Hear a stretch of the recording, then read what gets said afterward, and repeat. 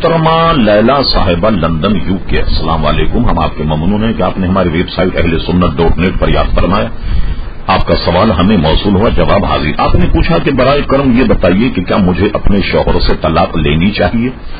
اس صورت میں کہ وہ میرے اور میرے بچوں کے حقوق پورا نہیں کرتے اور پچھلے 2 سال سے پاکستان میں ہے اور ہماری خبر تک نہیں لی اور کسی خط کا جواب تک نہیں دیتے. محترمہ لیلا صاحبہ، ہماری گزارش ہے کہ اگرچہ آپ طلاق کا مطالبہ کر سکتی ہیں اور لے بھی سکتی ہیں، اور ہو سکتا ہے کہ آپ کے کہنے پر آپ کا شوہر طلاق دے بھی دے، مگر حدیث شریف میں فرمایا گیا کہ جائز کاموں میں طلاق جو ہے یہ اللہ تبارک و تعالیٰ کے نزدیک سب سے ناپسندیدہ چیز ہے. حتی الامکان اس سے بچنے کی کوشش کیجیے،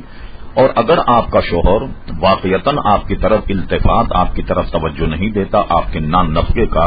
خیال نہیں رکھتا، تو اب آپ بجا طور پر اپنے شوہر سے طلاق بھی مانگ سکتی ہیں اور خلا بھی مانگ سکتی ہیں. یہ آپ کے حقوق کی جب وہ پاسداری نہ کرے،